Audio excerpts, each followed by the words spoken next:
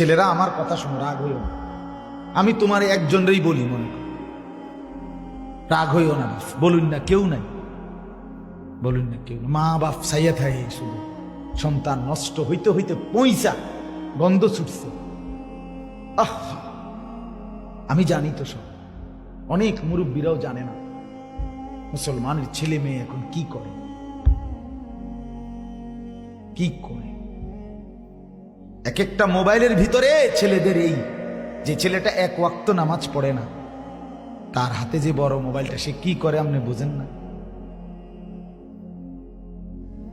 হ্যাঁ, আপনি বুঝেন না এটা? সে করেটা কি? পৃথিবীর সমস্ত নোংরামি, সমস্ত উলঙ্গ ছবি, সমস্ত বিহায়াপনা সারা দিন সারা রাত করতে থাকে। সমবয়সী বন্ধুদের আড্ডায় একই কথা, একজন আরেকজনকে দেখাইতেছে একই জিনিস, একই আলোচনা, শুধু নারী, শুধু জিনা, শুধু ব্যভিচার, শুধু অসভ্য কথা। আমি একদিন পদ্মা সেতু পার হইয়া মাহফিল থেকে রাতের 2টা-2:30 বাজে আপনার পার হইয়া এক জায়গায় থামছি, চা খাবো। রাত বাজে তখন 2:30। তো চা দোকানের পাশে না হইল 100 মোটর সাইকেল। এই রাতের 2:30, প্রত্যেকটা মোটর সাইকেলে আপনার সব 2টা লোক, সবগুলি যুবক, এবং অধিকাংশটাতেই একটা একটা মেয়ে আছে। আমি এক নজর তাকায় দেখছি, এই কয়দিন আগে। এরপরে চা খাইতে খাইতে আমি যেন বসা, এক পাশে বসে চা খাইতেছি আমি চুপচাপ। বিশ্বাস করো ভাই, আমি শুনলাম যে এরা যে কথা কইতেছে, মানে এত বিশ্রী কথা, কুত্তা এই কথা বলে না। কুত্তা, কোন শুকর এমন কথা বলতে, মানুষের বাচ্চা। এরা সব হিন্দু না, এগুলো সব হিন্দু, মুসলমানের বাচ্চা। চাচা এরা মুসলমান, এদের মা কোথায়, এদের বাবা কোথায়, এদের রাত কাটে কোথায়? আপনারা দেখেন আপনাদের ছেলেদেরকে, চাচা আপনি কদ্দুর খারাই আছেন, আপনি দেখেন নাম বেনামাজি কয়জন আর নামাজি কয়জন, আপনিও চিনবেন। আমারে কোন এখন দায়িত্ব দেন, আমি অপদার্থ বেনামাজি ছেলেগুলো দাঁড় করাই। ইনশাআল্লাহ আমি যদি 100 জন দাঁড় করাই, 98 জন ঠিক হবে ইনশাআল্লাহ, আশা করি।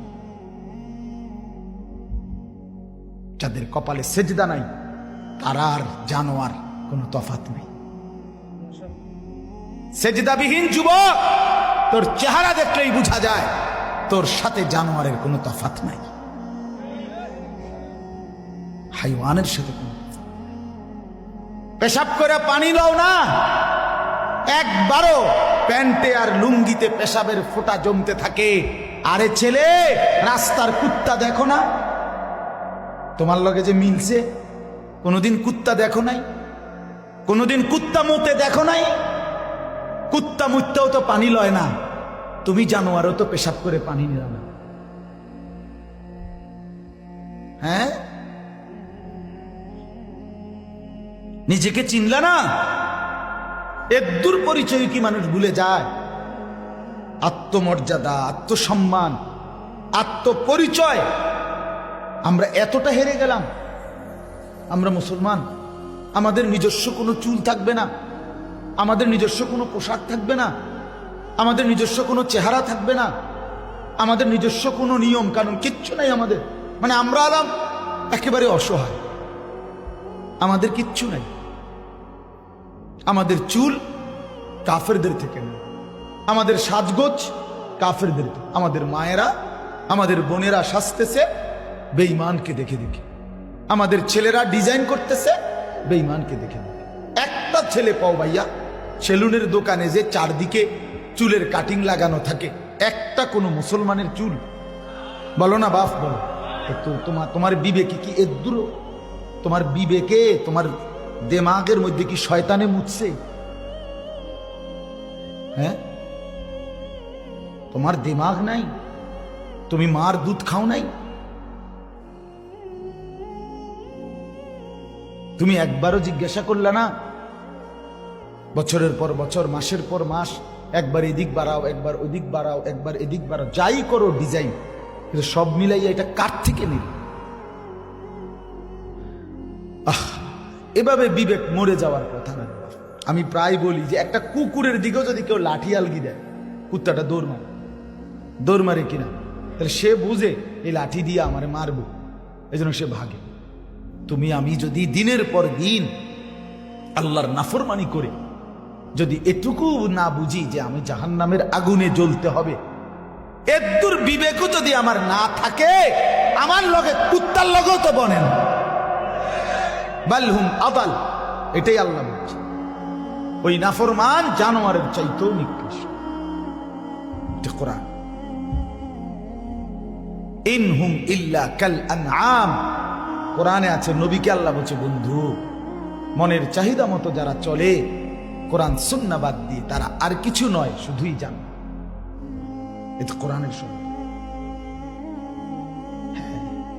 আরেকবার মিলাইও ছেলেরা, বন্ধু আমার, তোমার চুল মিলাই, তোমার হাসি, তোমার হাঁটা, তোমার পেশাবের স্টাইল, তোমার টয়লেট বাথরুমের স্টাইল, তোমার কথাবার্তার ঢং, তোমার শব্দ, তোমার উচ্চারণ, তোমার হাসি, তোমার পছন্দ, তোমার অপছন্দ মিলাই।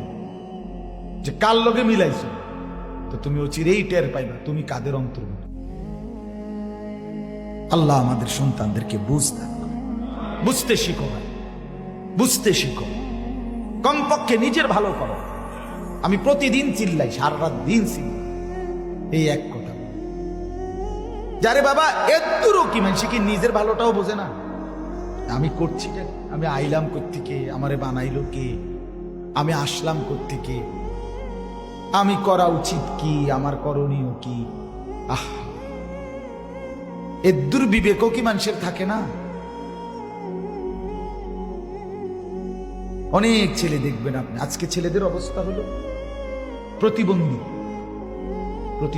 পাগল, অনেকটাই প্রতিবন্ধী, অধিকাংশ। কেন? আপনি বলবেন গুনাহের কথা, তাকে তার পাপের কথা হে হাসবে।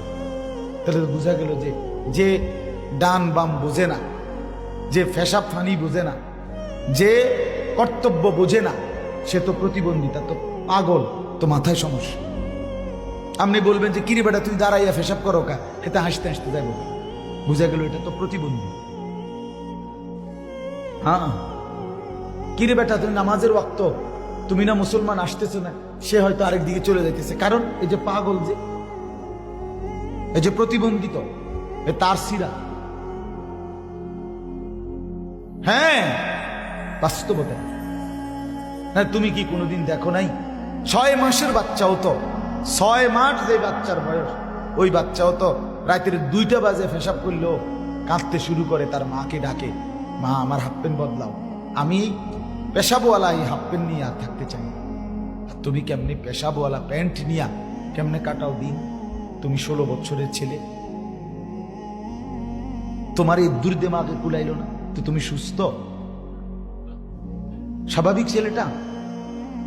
বলো ভাইয়া, তোমার 16 বছর বয়স, 14 বছর বয়স, তুমি পেশাব করে হাঁটতেছো যখন, তখনও তো পেশাবের ফোঁটা পড়ে প্যান্ট, প্রত্যেকটা পুরুষের পেশাব একবারে শেষ হয় না, এটা তার শারীরিক গঠন, রোগ না।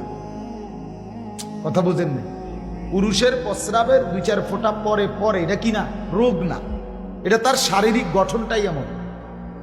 তাহলে এখন পেশাব করেই যে চেইন টান দিয়ে হাঁটা শুরু করে, তো সে তো হাঁটতে হাঁটতে মতো। এই ছাগলের বাতরান দেখে ছি ছি ছি ছি ছি ছি বেটা ছি। ভাবতে শেখো। আমি অনুরোধ করলাম, তুমি তোমাকে নিয়েই ভাবো।